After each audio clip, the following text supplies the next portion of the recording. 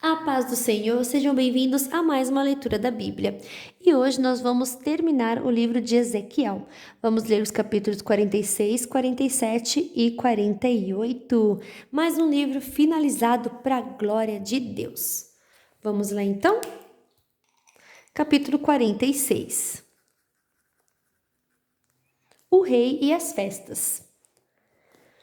O Senhor Deus diz: o portão do leste que dá para o pátio de dentro deverá ficar fechado nos 6 dias úteis, mas será aberto no sábado e na festa da lua nova. O rei irá do pátio de fora para o salão do portão e ficará ao lado do portão. Enquanto isso, os sacerdotes oferecerão os sacrifícios que serão completamente queimados e também as ofertas de paz. Ali o rei deverá prestar culto e depois sair. O portão deverá ficar aberto até a tarde. No sábado e na festa da lua nova, todo o povo também se curvará e adorará o Senhor na frente do portão. No sábado, o rei deverá apresentar ao Senhor como sacrifícios que deverão ser completamente queimados, um carneiro e 6 carneirinhos, todos sem defeito. Para cada carneiro que ele trouxer, dará a Deus uma oferta de 17,5 litros de cereais. E junto com cada carneirinho que for oferecido em sacrifício, ele dará o que quiser. Para cada 17,5 litros de oferta de cereais, ele deverá trazer 3 litros de azeite. Na festa da lua nova, ele oferecerá um touro novo, um carneiro e 6 carneirinhos, todos sem defeito. Junto com o touro novo e com o carneiro, haverá uma oferta de 17,5 litros de cereais, e junto com os carneirinhos, o rei dará o que quiser. Para cada 17,5 litros de cereais, serão oferecidos 3 litros de azeite. O rei deverá voltar do portão passando pelo salão como fez para entrar. Quando o povo prestar culto ao Senhor, em qualquer festa, os que entrarem pelo portão do norte sairão pelo portão do sul. Depois que acabarem de adorar, aqueles que entrarem pelo portão do sul sairão pelo portão do norte. Ninguém sairá pelo mesmo portão pelo qual entrou, mas pelo portão do lado contrário. O rei entrará quando o povo entrar e sairá quando o povo sair. Nos dias de festa e de comemoração solenes, a oferta de cereais será de 17,5 litros por touro ou carneiro, e junto com cada carneirinho ou adorador dará o que quiser. Para cada 17,5 litros de cereais serão oferecidos 3 litros de azeite. Quando o rei tiver vontade de dar uma oferta ao Senhor, seja uma oferta que deverá ser completamente queimada ou uma oferta de paz, o portão do leste que dá para o pátio de dentro será aberto para ele. Ele fará a oferta do mesmo modo que faz no sábado, e depois que ele sair, o portão deverá ser fechado. A oferta diária. O Senhor diz: todas as manhãs deverá ser oferecido ao Senhor um carneirinho de 1 ano sem defeito. Essa oferta deverá ser feita todos os dias. Também será feita todas as manhãs a oferta de 1,5 kg de farinha, e junto com ela 1 litro de azeite, para misturar com a farinha. As leis para essa oferta ao Senhor deverão ser obedecidas para sempre. O carneirinho, a farinha e o azeite deverão ser oferecidos ao Senhor todas as manhãs para sempre. O rei e a terra. O Senhor Deus diz o seguinte: se o rei der de presente uma parte das suas terras a um dos seus filhos, essa terra será do filho como parte da propriedade da sua família. Mas, se o rei der de presente uma parte das suas terras a um dos seus servidores, essa terra voltará a ser do rei quando chegar o ano da libertação. A terra será deles e depois será dos seus filhos. O rei não deverá tomar nenhuma propriedade do povo. Das suas próprias terras é que ele dará terras a seus filhos. Assim ele não explorará ninguém do meu povo, tomando a sua terra.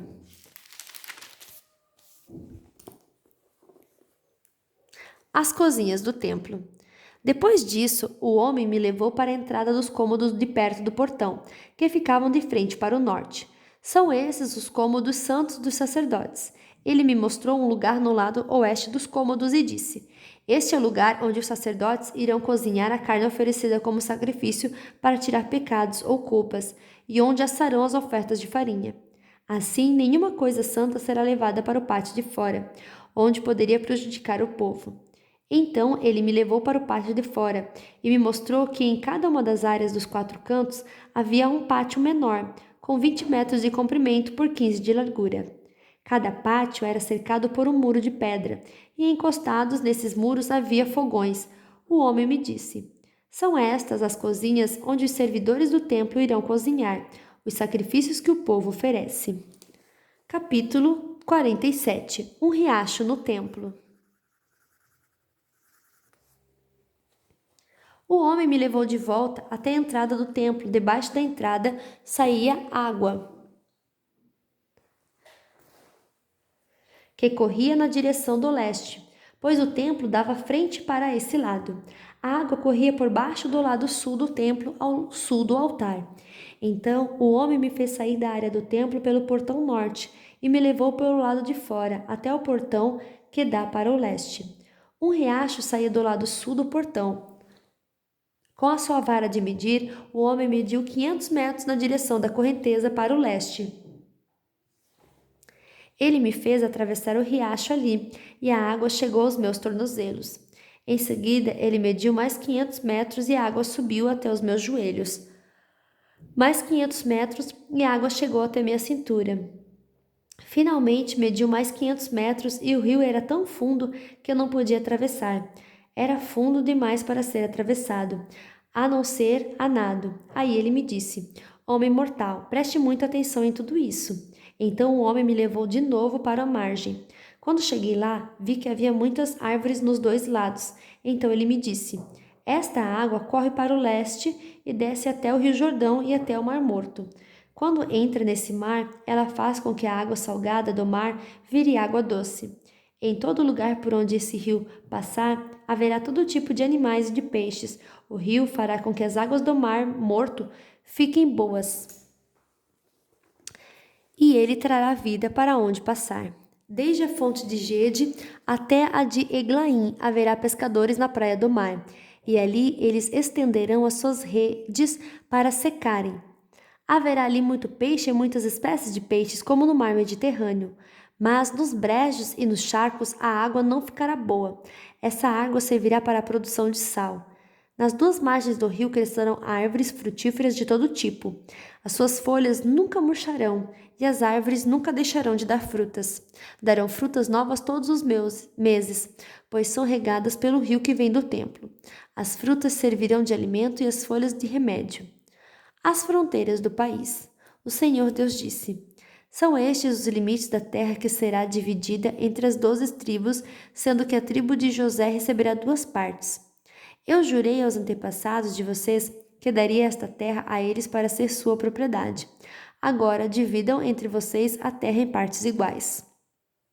Ao norte, a fronteira vai para o leste do mar Mediterrâneo, até a cidade de Etron, até a subida de Amate, até as cidades de Zedade, Berota e Sibraim, que ficam entre o território do reino de Damasco e o do reino de Amate, e a cidade de Aticom, que está na fronteira do reino de Aurã. Ao norte, a fronteira vai para o leste do mar Mediterrâneo, até a cidade de Enom, ficando ao norte as regiões das fronteiras de Damasco e Amate. A leste, a fronteira vai para o sul, de um lugar onde o território de Damasco e o de Aurã, sendo que o Rio Jordão forma divisa entre a terra de Israel a oeste e Gileade a leste, até a cidade de Tamar no Mar Morto. Ao sul, a fronteira vai na direção do sudoeste, de Tamar até o oásis de Cades-Beribá, e daí na direção noroeste ao longo da divisa do Egito até o mar Mediterrâneo. A oeste, a divisa é formada pelo Mediterrâneo e vai para o norte, até um lugar a oeste da subida de Amate. Dividam essa terra entre as suas tribos. Ela será de vocês como propriedade permanente. Quando vocês dividirem a terra, os estrangeiros que estiverem vivendo no meio de vocês e que tiverem tido filhos nascidos aqui receberão também a parte deles. Eles serão tratados como cidadãos israelitas e tirarão sorte para receber a sua parte, junto com as tribos de Israel. Cada estrangeiro que estiver morando em Israel receberá a sua parte, junto com o povo da tribo, no meio da qual estiver vivendo. Eu, o Senhor Deus, falei. Capítulo 48. A divisão do país entre as tribos.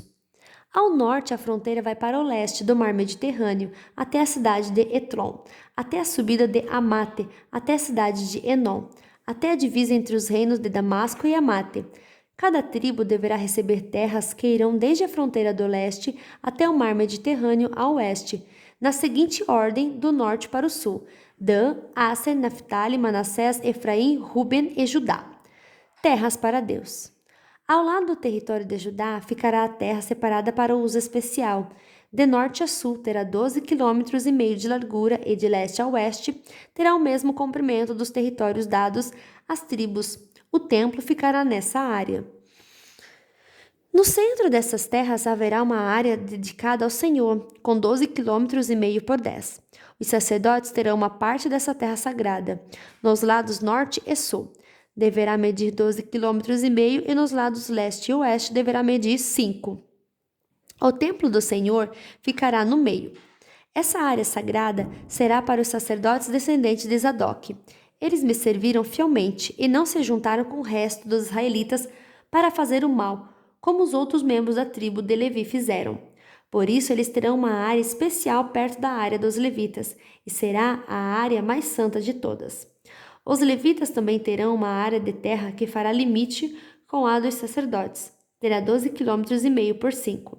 A terra dedicada ao Senhor é a melhor de todas, e nenhuma parte dela poderá ser vendida, nem trocada, nem transferida para ninguém. É santa e pertence a Deus. A área que sobrar de 12,5 km por 2,5 não é santa, mas será para uso geral do povo. Eles poderão morar ali e aproveitar a terra. A cidade ficará no centro e será quadrada, medindo 2.250 metros de cada lado. Em toda a volta da cidade, de cada lado, haverá um espaço livre de 125 metros de largura. A terra que sobrar depois de construída a cidade nas terras ao lado da área sagrada, 5 km por 2,5 para o leste e 5 km por 2,5 para o oeste, essa terra será usada pela gente que mora na cidade, para nela fazerem plantações. Quem trabalhar na cidade, seja de que tribo for, poderá cultivar essa terra. Assim, a área toda será quadrada, medindo 12,5 km de cada lado e incluirá as terras ocupadas pela cidade. Terras para o rei. Depois que a área do templo, as terras dos sacerdotes e dos levitas e a terra para a cidade forem tiradas dessa porção de 12,5 km, toda a terra que sobrar dos dois lados a oeste será do rei. A leste, a terra do rei chegará até a fronteira leste, e a oeste irá até o mar Mediterrâneo. Ao norte, o limite é o território da tribo de Judá, e ao sul é a da tribo de Benjamim. Terras para as outras tribos. Ao sul dessa porção especial, cada uma das tribos receberá uma porção de terra, que irá da fronteira leste na direção oeste até o mar Mediterrâneo, na seguinte ordem de norte a sul: Benjamim, Simeão, Issacar, Zebulon e Gade. Na parte sul do território da tribo de Gade, a fronteira irá na direção sudoeste, desde a cidade de Tamar até o oásis de Cádiz, e daí para o noroeste, seguindo a fronteira do Egito até o mar Mediterrâneo. O Senhor Deus disse: é assim que o país será dividido em partes, que serão das tribos de Israel e que passarão para os seus descendentes. Os portões de Jerusalém. Haverá 12 entradas na cidade de Jerusalém. Cada muralha medirá 2.250 metros e terá 3 portões, cada um com o nome de uma tribo. Os portões da muralha do norte receberão os nomes de Ruben, Judá e Levi. Os da muralha do leste receberão os nomes de José, Benjamim e Dan. Os da muralha do sul receberão os nomes de Simeão, Issacar e Zebulon. E os da muralha do oeste receberão os nomes de Gade, Aser e Naphtali. O comprimento total da muralha em volta da cidade toda será de 9 quilômetros. O nome da cidade daqui em diante será O Senhor está aqui. Glória a Deus, terminamos mais um livro. Amanhã vamos iniciar a leitura do livro de Daniel. Que o Senhor abençoe a sua vida, a sua família e até amanhã. Tchau!